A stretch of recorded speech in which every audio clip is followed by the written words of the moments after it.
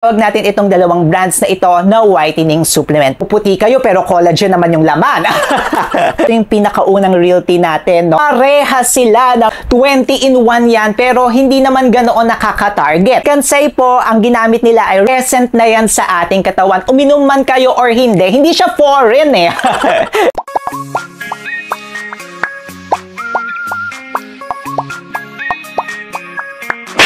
Hi mga kamukha! Hi mga kamukha, tayo nagbabalik. Ako po si Sir Lawrence, ang inyong human guinea pig. Heart! Ang isa po sa goals natin dito sa ating channel ay matulungan kayong makahanap ng best or perfect na produkto para sa inyo talaga. Kasi wala naman po talagang mga kamukha na perfect na product na lahat yan masasagot. Each one of us nga po, iba-iba po tayo ng pangangailangan, iba't iba po tayo ng preference. Yung iba gusto magpaputi, yung iba gusto lang ma-maintain yung kanilang youthful glow, yung youthful skin nila, at wala nga pong miracle supplement. Dito po sa ating channel, lagi natin yung sinasabi na kailangan yung alamin ano nga ba yung gusto nyong ma-achieve, ano nga ba yung pangangailangan nyo, kasi doon po tayong magpo-focus. Nilalabanan po natin dito yung mga fake news, mga fake claims, yung mga sasabihin nila puputi kayo pero collagen naman yung laman. Dahil malawak na nga rin po ang ating platform, tumutulong po tayo sa mga small brands para mag-grow. At itong dalawang brands na ito, every time na tinatanong nyo ako kung ano yung mga magagandang whitening supplements, silang dalawa ay laging included. And ngayon nga mga kamukha, paglalabanin, hindi naman labanan, no? Ang gagawin natin is ipagko-compare natin silang dalawa. Kasi marami nga rin po ang naguguluhan sa inyo, marami ang nagtatanong, Sir Lawrence, ano ba yung difference ng dalawang yan? Para dito sa ating kanan at kaliwa ng inyong screen ay ang Kansai na glutathione. While nasa left side ko naman at sa right side ng inyong screen ay ang Akarui. Lagi nga rin po natin kayong pinapaalalahanan dito sa ating channel na dapat FDA registered ang inyong mga tinitake na mga supplements, kasi wag na kayo maging human guinea pig. Baka yung mga ingredients dyan hindi pa FDA registered yan ay hindi maganda para sa ating katawan. At itong dalawang produkto na ito mga kamukha ay FDA registered dito sa Pilipinas. Makikita nyo dyan sa ating screen. Ito yung kay Kansai, while ito naman po kay Akarui. And kung mapapansin nyo mga kamukha, ito yung pinakaunang real tea natin, no? Kaya siguro gusto nyo rin silang ipag-compare kasi parehas sila ng manufacturer. Kung makikita po natin yan dito sa ating screen, parehas po sila ng manufacturer. Pero mga kamukha, hindi po sila iisa ng kumpanya. Magkaiba po ang CEO nitong dalawang produkto na ito. And magkaiba ang kanilang formulation. Hindi sila rebranding. Kaya check yan sa atin.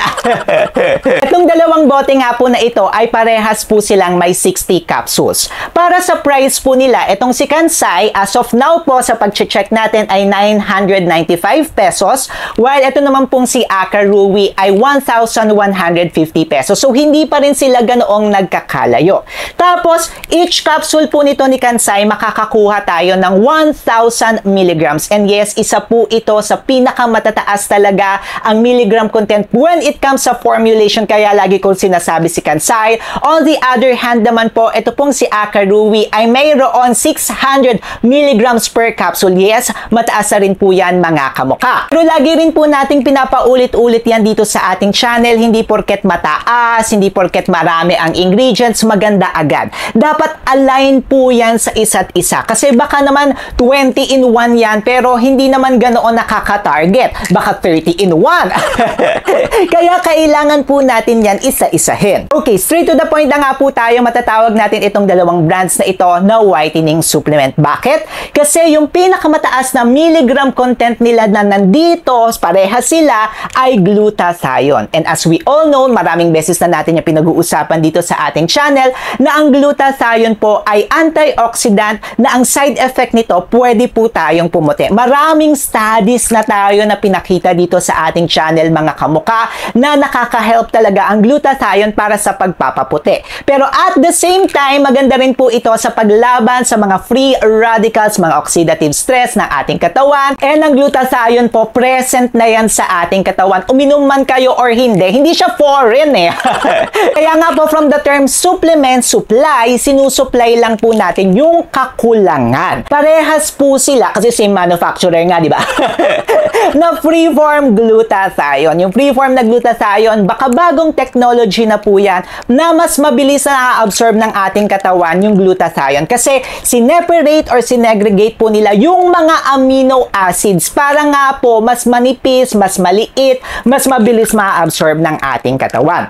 So ito pong kay Kansai, each po ng pag-take natin, makakakuha tayo ng 600 milligrams ng freeform na glutathione. And ang taas nun mga kamuka. Trust me, ang taas ng 600 na glutathione form kasi yung iba po nasa 200, yung iba 300. So parang nasa 2 or 3 na mga glutathione brands or whitening brands na itong si Kansai. On the other hand naman po, ito pong si Akarui ay may 475 ng preform na glutathione. And yes, mataas na rin yan mga kamuka. Kung gusto nyo talaga or focus nyo, gusto nyo magpaputi, i-achieve nyo, okay na okay to si Akarui at okay na okay rin po itong si Kansai. And yan rin naman talaga ang dapat tinitingnan natin kung gusto natin na mas tumaas yung pag-storage ng GSH or glutathione sa ating katawan, then let's focus po sa glutathione. At itong dalawang produkto na ito, check na check po yan. Next, for the booster po, parehas rin po silang may NAC. Itong si N-acetylcysteine, maganda po yan para mas mabilis ang absorption ng ating katawan. So, parehas rin po sila. Next, parehas nga rin po silang may alpha-lipoic acid. Si alpha-lipoic acid, maganda po yan para sa pagre-regulate ng ating blood sugar and also para sa ating mga nerves. Ayan, mga B vitamins. So, kung gusto nyo po yan, meron silang dalawa niyan. Para naman sa pag-hydrate or moisturize ng ating skin, booster din po ito, parehas po silang may marine collagen. Ito nga lang pong si Kansai ay mas mataas ng konti kasi may 200 milligrams po siya. Pero kung gusto nyo talaga na targeted para sa inyong skin, para hindi dumami ang inyong wrinkles, ibang usapan na yun mga kamukha, no? So doon kayo mag-focus naman sa collagen. Kasi ito nga po ay whitening and at the same time, antioxidant po ito. So ito po yung fino-focus sa mga free radicals, sa mga stress. So kung gusto nyo naman na para sa inyong mga bones, sa mga inyong hair, para sa inyong skin, ay collagen naman po tayo mag-go. Pero kung gusto nyo nga po ng moisturize na skin, hydration, mabibigay rin po nila yung dalawa. Parehas nga rin po silang may vitamin C. Pero ang pinagkaiba lang nila, si Kansai po, ang ginamit nila ay rosehip, while ito naman pong si Akarui, ang ginamit nila ay sodium ascorbate. Isa pa sa boosters nila na halos magkaparehas lang, ay ito pong si Kansai, ang ginamit po nila is L-cysteine. Sa L-cysteine, marami na tayong brands na nakikitaan na may ganyan na booster, na papabilis nga rin po ang absorption ng mga amino acids and also glutathione sa ating katawan. While on the other hand naman po, si Akarui, ang ginamit nila is methionine. Si methionine, it's also an amino acid na mas napapabilis nito ang absorption ng mga glutathione and other amino acids sa ating katawan. So, parehas pa rin sila doon mga kamukha. Kung hanap niyo talaga whitening supplement mga kamukha, itong dalawang ito, maibibigay nila sa inyo yan, pero mas mataas nga lang ng konti or mas focus nga lang ng konti, ito pong si Kansai. Pero hindi naman dyan nagpapahuli itong si Akarui. Ang kagandahan naman po nito ni Akarui, may dinagdag po silang mga ingredients na maganda naman or may target din ito. So kapag may mga tina-target ito at papasok sa pangangailangan nyo, mas magugustuhan nyo naman po itong si Akarui. Una na po dyan na nagustuhan ko rin is yung probiotics. Yung probiotics po, maganda yan for our gut health, and studies show nga rin po na kapag maganda ang ating gut health at maganda ang probiotics na tinitake po natin, ay gumaganda rin po yung skin natin. So kapag kayo ay may mga pimples, okay na okay po yan si probiotics. And speaking of pimples, meron nga rin po itong niacin. Si niacin, maganda rin po yan para sa mga pimples, maganda rin po ito sa pagre-regulate actually ng blood sugar, mga inflammation, ayan, kung may mga pamamaga, and same with CoQ10, kasi may CoQ10 din po ito, so align na align siya talaga mga kamuka. And at the same time, kung naghahanap kayo ng B vitamins,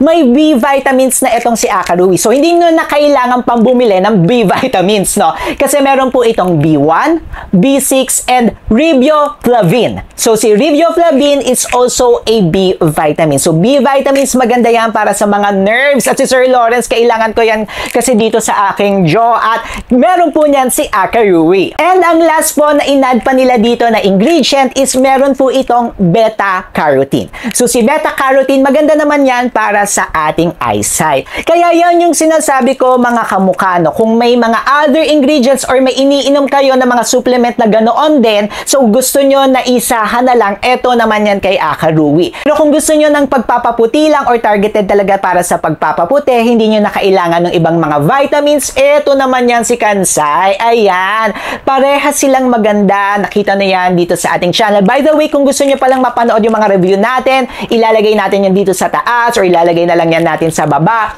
So dito talaga, makikita nyo talaga, makakapamili kayo. And I hope mga kamukha, hindi nyo na ako tatanungin, no? Sir Lawrence, ano ba yung maganda? Ano ba yung maganda? Eh, depende nga yan sa anong pangangailangan nyo. Depende yan, mga kamukha. Gusto nyo rin palang mabili silang dalawa. Meron tayong legit. Ayan, ibig sabihin ng legit, totoo. Kilala kasi natin talaga yung mga brand na ito. Inaalam natin yung mga legit distributor nila or official shop nila. Ilalagay na lang po natin yan sa description box sa baba. Siyempre, hindi lang tayo aasa sa isang produkto, sa isang supplement. So, skincare din. Gusto nyo bang malaman kung ano yung skincare routine ni Sir Lawrence? Ito yung updated natin ngayong 2023. Aba, panoorin nyo yan. Nandito na yan. Siyempre, 100k na rin tayo. Woo! Kita-kits tayo sa Manila View ko na. Details nasa baba. Paano ba yan mga kamukha? Paalis na ako.